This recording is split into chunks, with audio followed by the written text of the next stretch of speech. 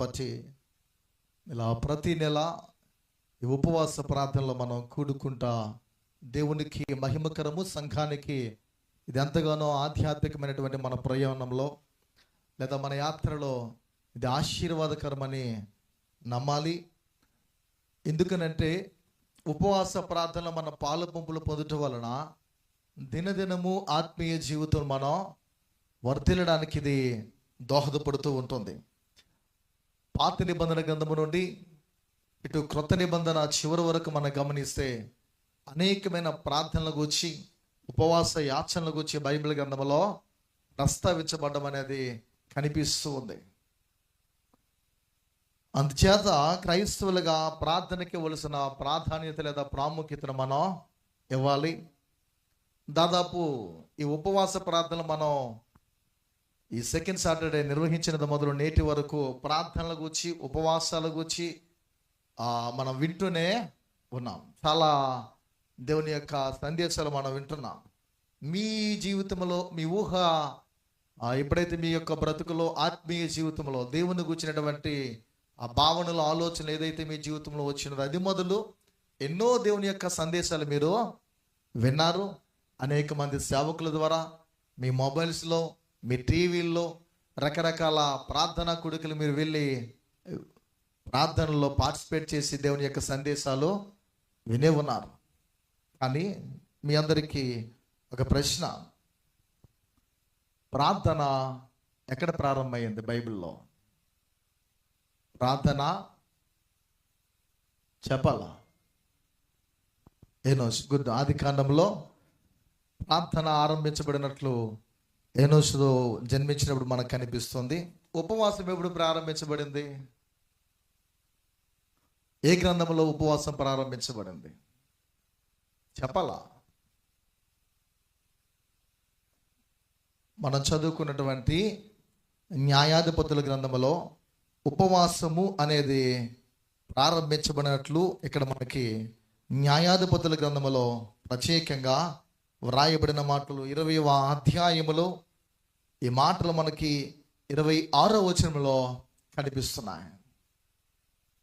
ప్రార్థన అందరం చేస్తాం, కానీ ప్రార్థన విధానం అనేది మనకి బాగా తెలియాలి. ఉపవాసము చేస్తాం, కానీ ప్రతిఫలించేదిగా ఉండాలనడానికి మనం ఏం చేయాలనేది చాలా విషయాలు, చాలా సందర్భాలు మనం వింటూనే వస్తున్నాం. ఇట్లా నేటి ఈ సందేశంలో ఉన్న గమనించిన ఎలా గతించిన నెల జూన్ మాసంలో 2వ దినవృత్తాంతములు 20వ అధ్యాయంలో యెహోషాపాతు నాయకత్వంలో ముందుకు వెళ్తూ ఉన్నప్పుడు శత్రు దేశాలు, శత్రు రాజ్యాలు ముగ్గురు గుమ్మిడిగా వస్తూ ఉన్నప్పుడు వారు ఏం చేశారో, ఎలాంటి ఆలోచన, గొప్ప ఆలోచనతో ఎలా ఉన్నారు, గొప్ప దేవుని ఎలా ఆశ్రయించున్నారో, గొప్ప ఉపవాసాన్ని ఎలా చేస్తున్నారో, గొప్ప స్తుతిని, గొప్ప ప్రార్థన దేవునికి ఎలా చేస్తున్నారు అనేది ఆ అధ్యాయంలో ఉన్న విషయాలు మనం నేర్చుకున్నాం. ఈ దినము కూడా మీ ఎదుట ఓ ప్రాముఖ్యమైన విషయాన్ని ఉంచాలని ఆశపడుచున్నాను. సమయానుకూలంగా గమనించినలా ఇశ్రాయేలీయులు ఐగుప్తు దేశంలో 430 సంవత్సరాలు బానిసలుగా ఉన్నారు. ఎన్ని సంవత్సరాలు? 430 సంవత్సరాలు బానిసలుగా ఉన్న తర్వాత మోషే నాయకత్వంలో, మోషే అహరోను నాయకత్వంలో వారు ముందుకు వెళ్ళారు. ఐగుప్తు దేశం నుండి బయటికి రావడం, ఆ తదుపరి వారి ప్రయాణం ప్రారంభించడం, నెబో లేదా శిఖర పిస్గా కొండ ఎక్కిన తదుపరి మోషేని దేవుడు పిలుచుకోవడం, యోర్దాను యువతల మోసే చనిపోవడం కనిపిస్తుంది. ఆ తదుపరి యెహోషువ నాయకత్వంలో ఇశ్రాయేలుని దేవుడు నడిపించారు. యోర్దాను వారు దాటిన తర్వాత దేవుడు ఏదైతే ప్రామిస్ చేశాడో, వాగ్దానం చేస్తున్నాడో, పాలు తేనెలు ప్రవహించే దేశాన్ని వారు స్వతంత్రించుకున్నారు.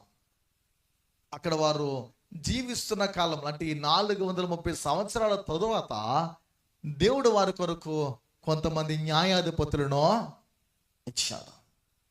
ఆ న్యాయాధిపతుల యొక్క చివరి కాలంలో జరిగిన ఒక సంఘటన 19, 20, 21వ అధ్యాయాలు మనకి కనిపిస్తుంది. ప్రాముఖ్యంగా 19 మరియు 20వ అధ్యాయం, ఈ 19th మరియు 20th ఉన్న ఈ చాప్టర్స్లో చాలా అమూల్యమైన విషయాలు కనిపిస్తున్నాయి. ఈ దినం మనం గమనిస్తే ఒక లేవీయుడి గురించి 19వ అధ్యాయం 20వ అధ్యాయంలో ప్రస్తావించబడుతుంది.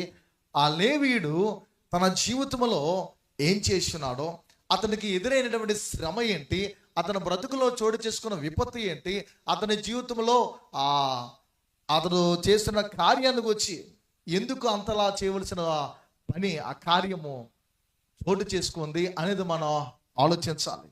అతడు ఎఫ్రాయిమీల మన్యపు ఉత్తర భాగమున పరదేశిగా నివసించిన 19వ అధ్యాయం ప్రారంభంలో వ్రాయబడుతుంది.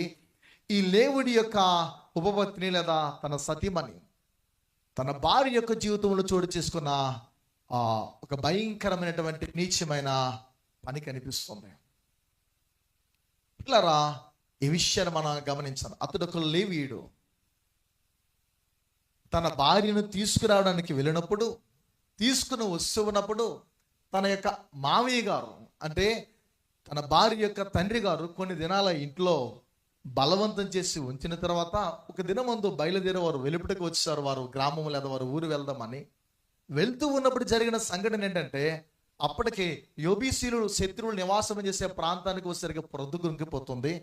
ఇక్కడ ఉండడం, అన్యుల ప్రాంతంలో నివాసము చేయడము ఇది యోగ్యకరమ కాదు, క్షేమకరమ కాదు అని భావించి వారు గిబియా ప్రాంతానికి, బెన్యామీనుకు సంబంధించిన ప్రాంతానికి వారు రావడం కనిపిస్తుంది. వారు వెళ్ళుచూ ఉన్నప్పుడు కొంతమందిని ఆశ్రయానికి స్థలాన్ని అడిగారు. ఎవరు వారికి స్థలం అనేది ఇవ్వనట్లు మనకి దేవుని యొక్క లేఖనాల్లో ప్రత్యేకంగా 19వ అధ్యాయంలో రాయబడుతుంది. 15వ వచనం చదువుదాం. కావున వారు గిబియాలో ఆ రాత్రి గడుపుటకు అక్కడికి చేరసాగిరి. అతడు చేరి ఆ ఊరి సంత వీధిలో ఉండెను.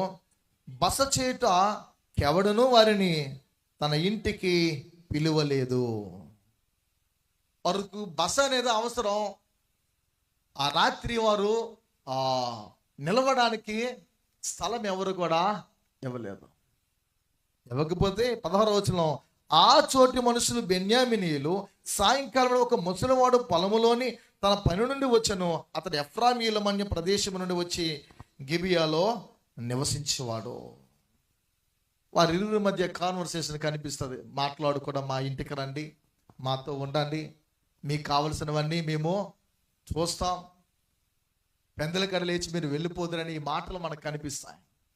జరిగినది ఏంటంటే 22వ వచనంలో, వారు సంతోషించుచుండగా, ఆ ఇంటిలో వారు భోజన పానాలు చేస్తూ సంతోషించుచుండగా ఆ ఊరి వారిలో కొందరు పోకిరీలు ఆ ఇల్లు చుట్టుకొని తలుపు కొట్టి, నీ ఇంటికి వచ్చిన మనుషుని మేము ఎరుగునట్లు అతన్ని బయటకు తెమ్మని ఇంటి యజమానుడైన ఆ ముసలివానితో అనగా, ఇంటి యజమానుడైన ఆ మనుషుడు వారి యొద్దకు బయలువెళ్ళి, నా సహోదరులారా, అది కూడదు, అటు దుష్కార్యము చేయకూడదు. ఈ మనుష్యుడు నా ఇంటికి వచ్చిన గనుక మీరు ఈ వెర్రి పని చేయకూడదు. ఇదిగో కన్యకైన నా కుమార్తెను ఆ మనుషుని ఉపపత్నియు ఉన్నారు అని మాట్లాడుతున్నాడు. ఇతడు లేవీయుడు, ఆ ప్రాంతస్తులేమో బెన్యామినీయులు. ప్రియమైన దేవుని సంగమా, జరిగిన సంఘటన ఏంటంటే భయంకరంగా చెరచడం అనేది, అతని భార్యని పాడు చేయడం అనేది. ప్రియ దేవుని బిడ్డలారా, బైబిల్లో వ్రాయబడిన ఈ వృత్తాంతము గమనించాలి. అత్యాచారాలు నేటి కాలంలో మనం ఎక్కువగా వింటున్నాం. ఆ దినముల్లో కొంతమంది పోకిరి వారు వచ్చి ఆమెను అత్యాచారానికి గురి చేస్తారు. ఆ బలవంతానికి చేయబడిన ఆ స్త్రీ అక్కడ ప్రాణం విడిచి చనిపోతుంది. చనిపోయిన తర్వాత అతడు బయటికి వచ్చినప్పుడు, ఆమె చేయి చాచాల ఉన్నప్పుడు ఆమెను తీసుకొని తన ఊరికి వెళ్ళి రోషముతో ఆ వ్యక్తి లేవీడు ఏం చేస్తాడంటే, ఆమె దేహాన్ని కీళ్ళ సహితం విభాగించి 12 ముక్కలుగా చేసి బెన్యామీను సహా 12 గోత్రాలకు పంపిస్తాడు. ఇలాంటిది ఐగుప్తు దేశం నుండి విడుదల చేయబడిన మొదలు నేటి వరకు ఎప్పుడైనా ఏ సందర్భంలో ఇలాంటి దుష్కార్యము జరిగిన దాన్ని ప్రశ్నిస్తూ పిల్లరా పంపించడం అనేది కనిపిస్తుంది. ఇలాంటిది చేసిన వారు ఆ మరణానికి పాత్రులైనట్లు ఇశ్రాయేలు సమావేశం అనేది పిల్లరా మనకి దేవుని వాక్యం చూస్తే దేవుని యొక్క సన్నిధికి ఏక మనసుతో మిస్పలోకి వారు 20వ అధ్యాయంలో చేరుతారు. ఇది చేసింది ఎవరు? బెన్యామీను సంతతి, అంటే బెన్యామీను గోత్రికులు. 11 గోత్రాలు ఒకటైపోతున్నాయి, ఒక గోత్రం ఉంటుంది. ఇక్కడ ఏకమవడం అనేది, ఐక్యత అనేది కనిపిస్తుంది. ఏ విషయంలో? ముందు జరిగినది మనం గమనించిన 14వ వచనం 20వ అధ్యాయంలో, బెన్యామీను తమ సహోదరులకు ఇశ్రాయేలు మాట విననొల్లక యుద్ధమునకు బయలుదేరవలెను. ఎందుకు? 13వ వచనంలో, గిబియాలోనున్న ఆ దుష్టులను అప్పగించడి, వారిని చంపి ఇశ్రాయేలు నుండి దోషమును పరిహరింప చేయదుమని పలికింపగా. 11 గోత్రాలు ఏకమై మిమ్మల్ని ఏమేమి చెయ్యం, ఎవరైతే ఈ దుష్కార్యాన్ని చేస్తున్నారో, చేయకూడని పాపానికి ఎవరైతే పూనుకున్నారో ఆ దోషులను, ఆ దుష్టులను, ఆ దుర్మార్గులు మా చేతికి అప్పగించండి, ఈ దోషాన్ని పరిహరించుకుంటాము అని అంటే, వారంటారు మా యవ్వన పిల్లలను అప్పగించడం జరగదు. వాళ్ళు చేసింది రైట్ అయినట్లు బెన్యామీనులు సమర్థించుకుంటున్నారు. అంటే అప్పగించడానికి ఇష్టపడలే. 11 గోత్రాలు ఏకమైపోయాయి, ఒక గోత్రం మాత్రం సపరేట్గా కనిపిస్తుంది. రూబేను మొదలు పిల్లలు మనం గమనిస్తే గోత్రాలు కనిపిస్తున్నాయి.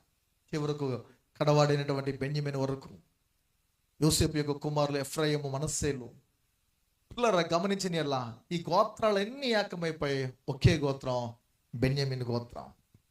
ఆ దినము జరిగినటువంటి ఈ కార్యాన్ని మనం చూస్తే ఒక విధంగా బాధాకరంగా అనిపిస్తుంది. అక్కడే ఉపవాసము చేయడం అనేది ప్రారంభించబడింది. ఏం జరిగింది? జరగడానికి కారణము ఏంటి? వారందరూ 11 గోత్రాలు ఏకమయ్యారు. పిల్లరా 11 గోత్రాల వారు యుద్ధానికి వెళ్ళడానికి సిద్ధపడ్డారు. ఇది న్యాయమా అన్యాయమా చెప్పండి? 11 గోత్రాలు ఐక్యమై ఒక గోత్రం మీదకి యుద్ధానికి వెళ్తున్నారు. ఇది న్యాయమా అన్యాయమా చెప్పండి? న్యాయమే. ఒక గోత్రం మీదకి వెళ్ళడం అన్యాయం కదా అనిపిస్తుంది. కానీ ముందుగా ఏం చెప్పారంటే, ఎవరైతే దోషులు ఉన్నారో, ఎవరైతే ఈ యొక్క భయంకరమైన పాపానికి పూనుకున్నారో వారిని మా చేతికి అప్పగించని అన్నారు వీరు. కానీ వారు వినలేదు. విననప్పుడు వీరు డైరెక్ట్గా వారి మీదకు యుద్ధానికి వెళ్ళడానికి ప్రయత్నించారు. ప్రియా దేవుని సంగమా, చూడండి, యుద్ధాలు మనం ఈ దినాల్లో నేరుగా మనం ఏమి చూడలేదు. ఇప్పుడంతా టెక్నాలజీ. ఒకప్పుడైతే బల్లాలు, కత్తులు, ఈటెలు ఇలాంటి వాటితో రాజుల కాలంలో యుద్ధాలు ఉంటాయి. నేటి కాలంలో అంతా ఈ ప్రపంచంలో భయంకరమైనటువంటి వస్తువులు ఉన్నాయి, మనందరికీ తెలిసినవే. అది ఎదుటి వానికి హాని తలపెడుతున్న వ్యక్తికి ప్రమాదమే, ఆ దేశానికి ప్రమాదమే, తన ఊరికి ప్రమాదమే, తనకు ప్రమాదమే, ఎదుటి వానికి కూడా ప్రమాదమే. అలాంటి ఆయుధాలతో ప్రతి ఒక్కరూ వాటిని సమకూర్చుకుంటున్నారు. ఉక్రెయిన్ రష్యాల గురించి మనందరికీ బాగా తెలుసు.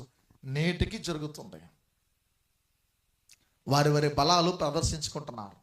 ప్రియమైన దేవుని సంగమా, ఈ 11 గోత్రాలు ఏకమై ఒక గోత్రం మీదకి యుద్ధానికి వెళ్తున్నారు. యుద్ధానికి వెళ్ళడానికి ముందు ఏం జరుగుతుంది? యుద్ధానికి వెళ్తున్నారు. యుద్ధానికి వెళ్ళడానికి ముందు చూడండి, చాలా మూవీస్లు కూడా చూపిస్తారు మనకి. క్రిస్టియన్ మూవీస్లో లాటిన్, హీబ్రూ భాషలో లేకపోతే ఇంగ్లీష్ భాషలో చాలా వరకు ఉంటాయి మనకి. జయనాదం అనేది, శబ్దం అనేది చేస్తారు. ఆ శబ్దం యొక్క ఉద్దేశం, దాని అర్థం ఏంటంటే విజయాన్ని మనం పొందుకొని గెలిచి మనం తిరిగి రావాలి అని. ఎవరి మీదకి వెళ్తున్నాము దండెత్తి వారి మీద మనం జయాన్ని చూడాలి. యుద్ధానికి వెళ్ళడానికి ముందు జయనాదం అనేది మ్రోగుతుంది.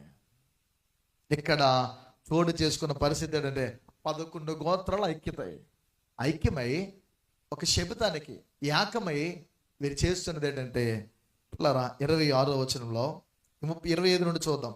గిబియా నుండి బయలుదేరి వచ్చి ఇశ్రాయేలీయులు 18,000 మంది నేల కూల్చి సంహరించిరి. వీరందరూ కత్తి దూయేవారు. అప్పుడు ఇశ్రాయేలీయులందరూ జనులందరూ పోయి బేతేలును ప్రవేశించి ఏడ్చుచు సాయంకాలం వరకు అక్కడ యెహోవా సన్నిధిని కూర్చుండొచ్చు ఉపవాసము, దహన బలును, సమాధాన బలును యెహోవా సన్నిధిని అర్పించేది. 11 ఎందుకు సడన్గా వీరు ఉపవాసాన్ని చేశారు, దహన బలులు అర్పించారు, సమాధాన బలులు అర్పించారు?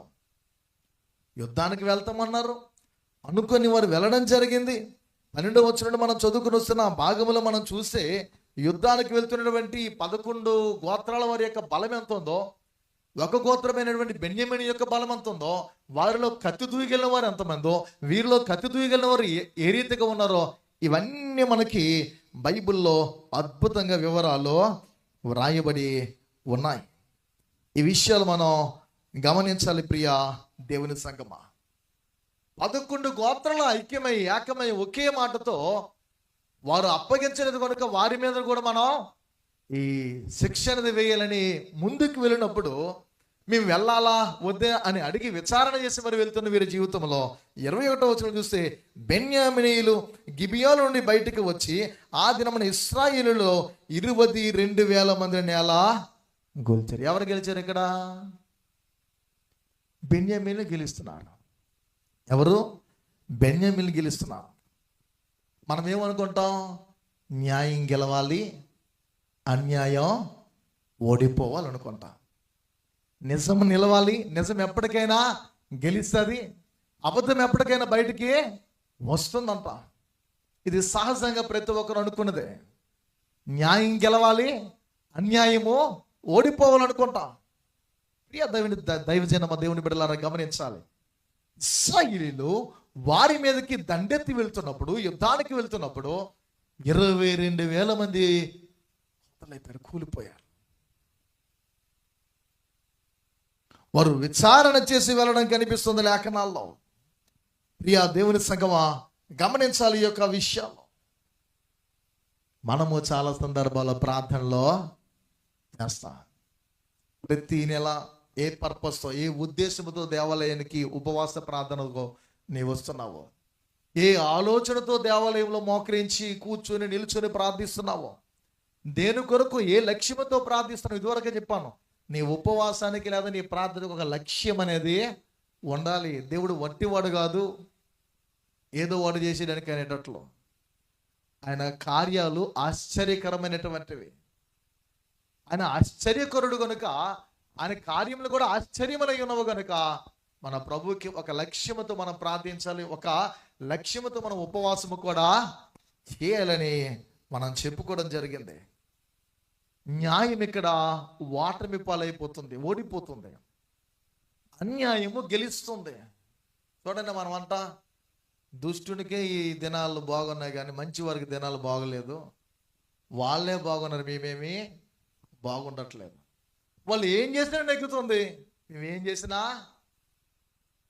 అంత మంచిగా మాకు అనిపించట్లేదు అని దైవభక్తి కలిగి దేవునిలో నిలిచి దేవుని కొరకు జీవిస్తున్న వారి యొక్క బ్రతుకులో అనుకుంటూ ఉంటాం.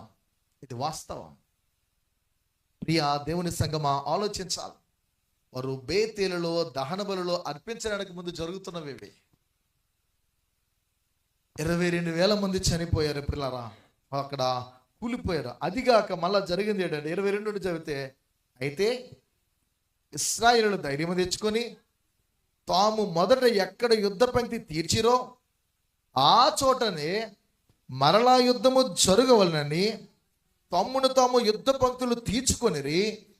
మరియు ఇశ్రాయేలు పోయి సాయంకాలం వరకు ఏడ్చుచు మా సహోదరైన బెన్యామీనులతో యుద్ధము చేయుటకు తిరిగి పోదుమా అని యెహోవా యొద్ద విచారణ చేయగా యెహోవా వారితో యుద్ధము చేయమోనని సెలవిచ్చిన. దేవుని యొద్ద ఏం చేస్తాడట? ఏడిస్తాడు. మనం కూడా మన కష్టాలకి బాధలకి ఏం చేస్తాం?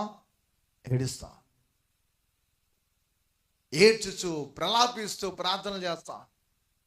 అయ్యా, మా సోదరులతో మేము బెన్యామీనులతో యుద్ధము చేయటకు మేము వెళ్ళాలా వద్దా, మేము పోవాలా వద్దా అని ఏడ్చుచు ధైర్యం తెచ్చుకొని వారు వెళ్ళడానికి సిద్ధపడుతున్నారు. వెళ్ళడానికి ముందు దేవునికి ఏం చేస్తున్నారు? ఏడ్చుచు తెలియజేస్తున్నారు వారి ఉద్దేశాన్ని, విచారణ చేస్తున్నారు. దేవుడు అంటున్నాడు వారితో యుద్ధము చేయబోవడని సెలవిచ్చిన. దేవుడే చెప్తున్నాడు, కానీ వీరేమైపోతున్నారు? ఓడిపోతున్నారు. చాలా సందర్భాల్లో మనం ప్రార్థన చేస్తాం, నీ ప్రార్థనకు ప్రతిఫలమో రాదు. చాలా సందర్భాల్లో కొన్ని విషయాల కొరకు నీవు నీ మనస్సులో నీ ఆంతర్యములు అనుకున్న వాటి కొరకు ఉపవాసంలో చేస్తావు, అన్నపానములు మానేసుకుంటావు, నీ కడుపు మార్చుకుంటావు, నీ ఇంటిలో ఉన్న కొద్దిపాటిది అనేకులకి ఇవ్వడానికి ఇష్టపడతావు. అయినా నీ ఉపవాసానికి లేదా నీ ప్రార్థనకు ప్రతిఫలమో రావట్లేదు. ఏం జరిగింది వీరి జీవితంలో అని అంటే, కాబట్టి ఇశ్రాయేలులు 2వ దినమున బెన్యామీనుతో యుద్ధము చేయ రాగా 24వ వచనంలో, ఆ 2వ దినమున బెన్యామీను వారిని ఎదుర్కొనుటకు గిబియాలో నుండి బయలుదేరి వచ్చి ఇశ్రాయేలులు 18,000 మంది నేలగూర్చి సంహరించిరి. ముందు ఎంతమంది కూలరు? 22,000 మంది. ఇప్పుడు 18,000 మంది, అంటే 18,000 మంది. 22 18 ఎంత చెప్పండి? 40,000 మంది ఇశ్రాయేలు ఐక్యత కలిగి ఒకే మాటతో ఏక మనసుతో దేవునితో విచారణ చేసి తమ సోదరులైనటువంటి బెన్యామీనులను ఎదుర్కోవడానికి ముందుకు వెళ్ళినప్పుడు కత్తి దూయగలిగిన వారు, బలాఢ్యులు, దేవుని నామం పేరిట వెళ్ళిన వారు హతులైపోతున్నారు. మనం అనుకుంటా, నేను ప్రార్థన చేస్తున్నాను, నేను బాగా పాడుతున్నాను, నేను ఉపవాసం చేస్తున్నాను, నేను చేస్తున్నటువంటి వాటికి దేవుడు ఎందుకు ఇవ్వడం అనుకుంటూ ఉంటా.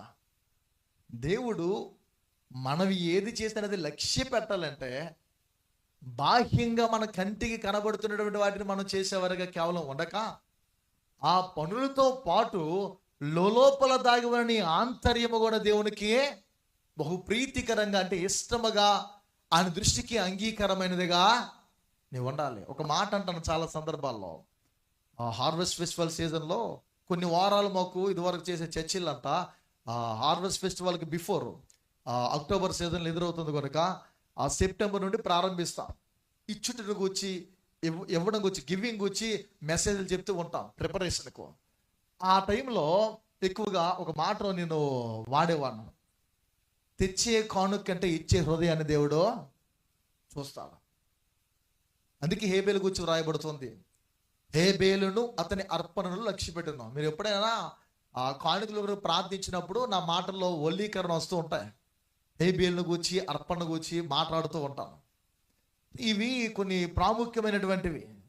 అలాగే మనం బాహ్యంతో చేసే వాటి అన్నిటికంటే ఆంతర్యాన్ని దేవుడు తీర్పులోకి తెస్తాడు. అంటే బాహ్యంగా చేతులతో, కళ్ళతో మనం చేసే పాపాలు దేవుడు లెక్కించడంటే వాస్తవం అవి లెక్కిస్తాడు. కారణం మన ఆంతర్యములు ఏమనుకుంటాం అవే మన చేతులు చేస్తాయి, మన కాళ్ళు చేస్తాయి, మన కళ్ళు చూస్తూ ఉంటాయి. మన ఆంతర్యాన్ని దేవుడు తీర్పులోకి తెస్తాడు. ఇక్కడ కూడా మనం గమనించిన ఎడల 22,000 మంది, 18,000 మంది కూలిపోయారు. అప్పుడు ఇశ్రాయేలులో జనులందరూ పోయి బేతేలును ప్రవేశించి ఏడ్చుచు సాయంకాలం వరకు అక్కడ యెహోవా సన్నిధిని కూర్చుండుచు ఉపవాసం ఉండి దహన బలులను, సమాధాన బలులను యెహోవా సన్నిధిని అర్పించేది. ఇది మొదటిగా ఉపవాసము చేయడం. అక్కడ పరిశుద్ధ గ్రంథములో ప్రారంభించబడినటువంటిది. ప్రియ దేవుడి సంగమా, నీవు ప్రార్థన చేసినా కూడా నువ్వు విలపిస్తూ ఏడుస్తూ పెడబొబ్బలు పెట్టి దేవునికి ఎన్నో ఏండ్లుగా లేదా ఎన్నో నెలలుగా దినములు మట్టి నీ జీవితంలో చేసిన న్యాయానికి బదులు అన్యాయమే గెలుస్తూ ఉంటే, నీవు అనుకున్నది జరగకుండా వేరేదేదో జరుగుతూ ఉంటే నువ్వింకా ఏదైనా చేయాలి. ప్రార్థన చేస్తున్న నీవు ఉపవాసము చేయడానికి సిద్ధపడాలి. ఆ ఉపవాసము కూడా ఎలా ఉండాలంటే బహునిష్టగా దేవునికి అంగీకారమైనదిగా ఉండాలి. ఎలా చూడండి, కొంతమంది మాలాంటి పాదిరి గారు ఉంటారు, పాస్టర్ గారు, ఎవరిన అంటే బాగోదుగా. మాలాంటి పాస్టర్ గారు కొంతమంది ఏమంటారంటే 40 days నేను ఉపవాసం అమ్మా, ఏమి తినను త్రాగను అంటారు. అప్పుడప్పుడు జ్యూస్లు, లీటర్ల పాలు తాగుతాను అంటూ ఉంటారు. నేను చేస్తున్న ఉపవాసం నా భార్యకి తెలియకూడదు, నా పిల్లలకు తెలియకూడదు, నా సంఘస్థులకు తెలియకూడదు. అలాగే నీవు చేస్తున్న ఆ ఉపవాసం నీ ఇంట్లో ఉన్న వారు ఎవరికి తెలియకూడదు, రహస్యముందున్న దేవునికి తప్ప. ఈ దినాలు ఏమైపోయిందంటే ఉపవాసం కూడా ఒక ఫ్యాషన్ అయిపోయేటట్లు, ఫ్యాషన్గా కాక ఫ్యాషన్గా భావించి ఏం చేస్తున్నామంటే నచ్చినట్లు చెప్పుకుంటున్నా, నేను ఉపవాసం అండి, తిననండి, మన జీవితంలో అది పరిశుద్ధంగా ఆచరించాలి. ఆయన పరిశుద్ధుడు. ఉపవాసం కూడా ఎలా ఉండాలంటే పిల్లరా, అది నీకు మాత్రమే తప్ప వేరొకరికి తెలియకూడదు. ఆ టిఫిన్ చేస్తామండి అని అంటూ ఉంటాం. నీ దేహం అంటే నీ శరీరం నీకు సహకరించినప్పుడు నీ ఉపవాసము చెయ్యని బలవంతంగా బైబిల్ చెప్పట్లే. ఉపవాసము చెయ్యొద్దని చెప్పలేదు, చెయ్యని కూడా చెప్పలేదు. కాకపోతే బైబిల్ ఉన్న విషయం ఏంటంటే ఉపవాసము చేస్తే దేవుడి కార్యాలు చేస్తాడు. చెయ్యొద్దు అనట్లేదు, చెయ్యని చెప్పట్లేదు, చేస్తే కార్యాలు జరుగుతాయి. అది నీ నమ్మికను బట్టి, నీ నిష్ఠను బట్టి, దేవునికి నీకున్నటువంటి అనుసంధానాన్ని బట్టి, ఆయనలో నీవు లీనమైన దాన్ని బట్టి ఉంటుంది.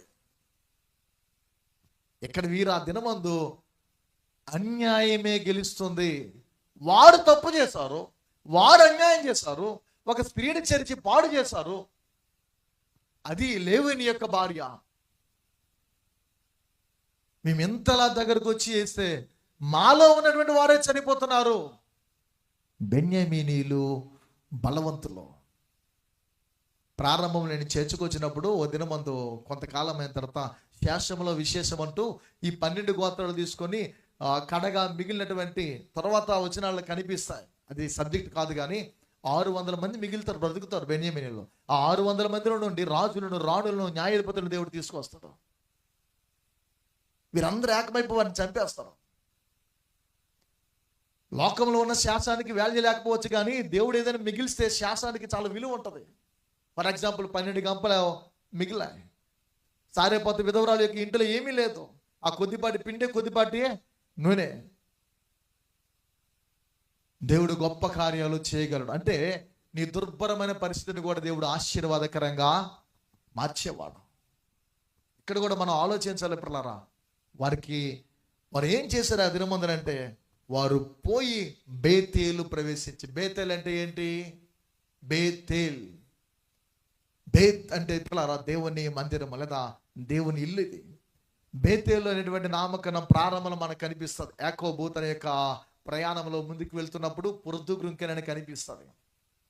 అతడు ఎదుర్కొనబోయేటటువంటి భవిష్యత్ కాలం అంతా చీకటని అర్థం.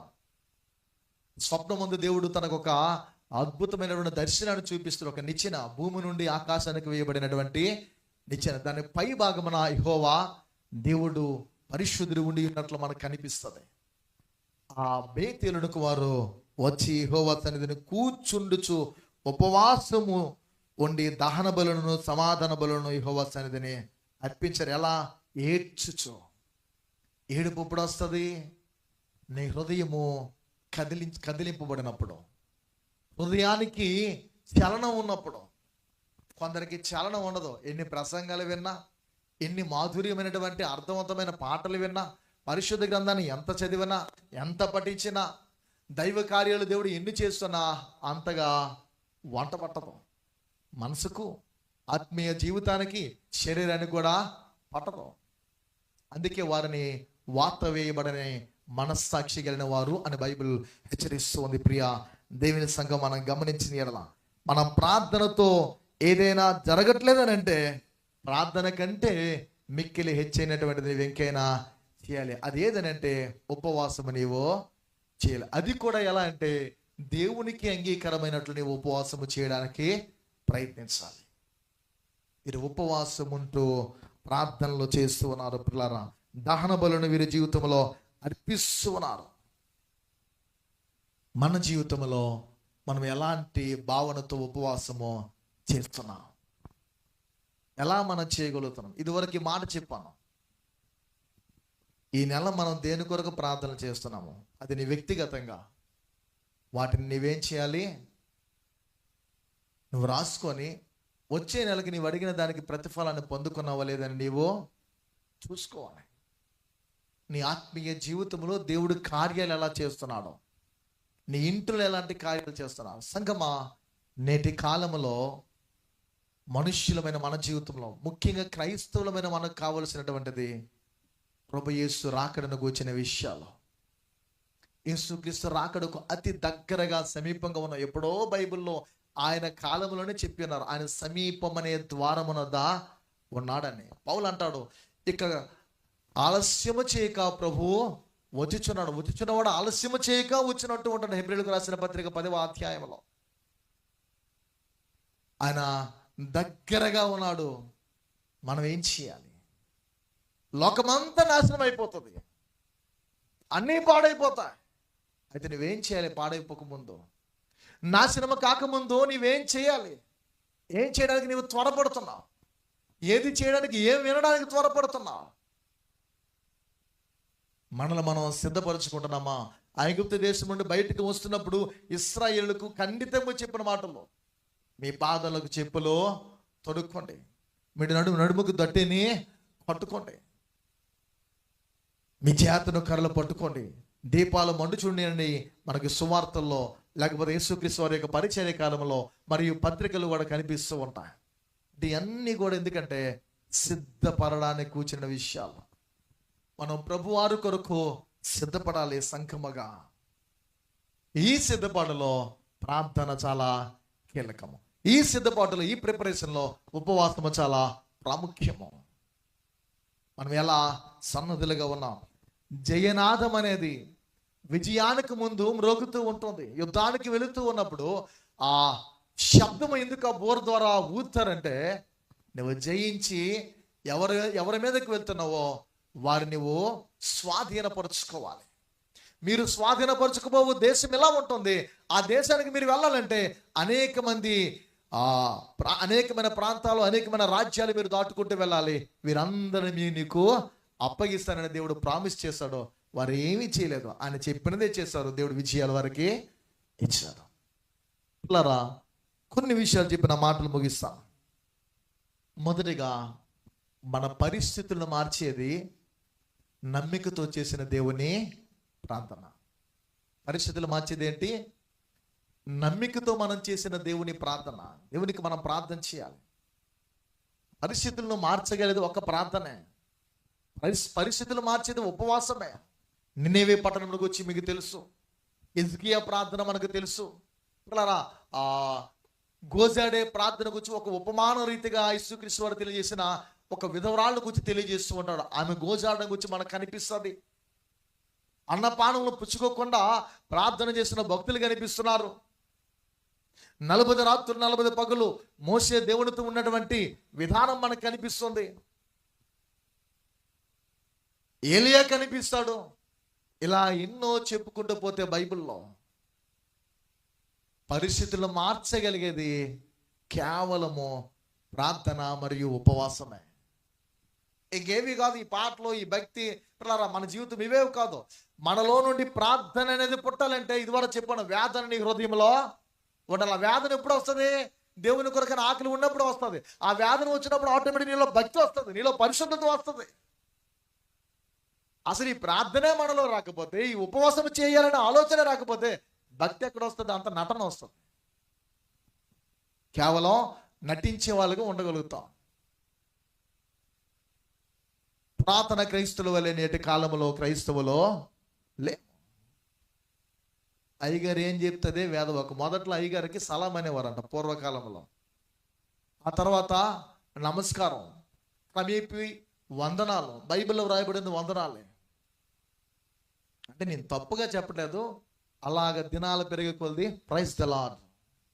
ఆవిడ ప్రైజ్ లేడు అంటాను, ఈయన ప్రైజ్ లేడు అంటాను, ఈయన ప్రైజ్ లేడు అంటే నేను ప్రైజ్ లేడు అంటాను. పలకరింపు. తప్పుగా అనట్లేదు నేను. ప్రైజ్ లేడు అంటే ప్రైజ్ లేడు. కొంతకాలం నేను విభేదించేవాడిని ఈ మాటకి. ఇంకా చెప్పకపోతే ఈ పాస్గా ప్రైజ్ లేడు అయితే ఒకరోజు కూడా ప్రైజ్ లేడు అనేవాళ్ళు ఎక్కువైపోయి నేను కూడా చెప్పడం ప్రారంభించాను. వందనాలే అనే అలవాటు నాకు. బైబిల్లో మీరు పత్రికలు చదవండి. గాయికి నా వందనాలు, అకుల ప్రిస్కిల్లకి నా వందనాలు, ఇలా కనిపిస్తూ ఉంటాయి. పూర్వకాలంలో చాలామంది పెద్దలు ఉన్నారు, లెటర్ కార్డ్స్ ఉండేవి. కార్డ్స్ మనం రాస్తే ఏం చేస్తాం? వాళ్ళని అడిగినట్లు చెప్పండి, వీళ్ళని అడిగినట్లు చెప్పండి. చివరిలో ఫినిషింగ్ ఆ లెటర్లో ముగింపుకు మనం వస్తున్నప్పుడు అవి రాసేవాళ్ళం. అంటే వాడిని వందనాలు చెప్పడం, వాడిని అడిగామని చెప్పండి. క్రమేపీ దేవునికి స్తోత్రం అంటే దేవునికి స్తోత్రం. ఇవన్నీ ఇండియన్ పెంతెకోస్తు చర్చి వాళ్ళు తీసుకొచ్చినవి. నా ప్రసంగం ప్రారంభించినాడు. నీ ప్రసంగంలో ఆ సమరయ స్త్రీ కొండ పట్టుకుని వచ్చింది, హల్లెలూయా అంటే వీళ్ళందరూ హల్లెలూయా అంటారు. మళ్ళీ 2 మాటలు చెప్పారు, హల్లెలూయా అంటే మళ్ళీ వీళ్ళందరూ హల్లెలూయా అంటారు, దేవుని స్తోత్రం అని. ఈ హల్లెలూయా దేవుని స్తోత్రం అని తీస్తే అవి ఒక 20 నిమిషాలు వచ్చేస్తాయి.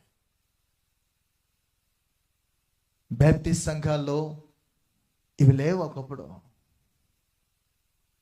పరిశుద్ధాత్మను గూర్చి, హోలీ స్పిరిట్ గూర్చి అవగాహన లేక భక్తులు స్తుతి ఆరాధన చేసి గెంతులేసి బైబిల్ తొక్కేసి ఆ చివరి నుండి ఇక్కడ వరకు పరిగెత్తి వచ్చేస్తారు. చాలా చర్చిల్లో బలిపీఠం వరకు. స్తుతి ఆరాధన దాని ఉద్దేశం ఏంటంటే, అది కూడా చివరిలో చెప్తానమాట, పరిస్థితులు మార్చేది ఏంటి, నమ్మికతో నీవు చేసిన ప్రార్థన. రెఫరెన్స్లు చాలా ఉన్నాయి, మీరు కీర్తనలన్నీ చదివితే కనిపిస్తాయి. ఎలాంటి ప్రార్థన దావీదు చేశాడో, ఎలాంటి ప్రార్థన భక్తులు చేస్తున్నారో, ఎలాంటి ఒప్పుకోలుతో ప్రార్థన చేస్తున్నాడో ఆ తండ్రి ఇంటిని విడిచి వెళ్ళిపోయిన కుమారుడు మనకు కనిపిస్తుంది. రెండవది మనం గమనించిన ఎలా సుఖమును సంతోషమును అనుగ్రహించేది కూడా హృదయపూర్వకమైన సమర్పణతో కూడిన ప్రార్థన, ఉపవాసం. సుఖము సంతోషం కొరకు మనిషి ప్రాకులాడుతాడు. అవునా, మేము సుఖంగా ఉండాలి, సంతోషంగా ఉండాలి అనుకుంటారు. సంతోషము సుఖం అనేది హృదయపూర్వకమైన సమర్పణతో కూడిన ప్రార్థనలో, ఉపవాసాల్లో ఉన్నాయి అవి. ఆ హృదయపూర్వకమైన సమర్పణ లేకుండా నువ్వు ప్రార్థన చేయలేవు, నీ యొక్క జీవితంలో ఉపవాసము చేయలేవు. అది చేస్తేనే దేవునికి లక్ష్య పెట్టదు ఆయన. చూడండి, కయ్యని ఇచ్చాడు, హేబెల్ ఇచ్చాడు, తేడా ఏంటి?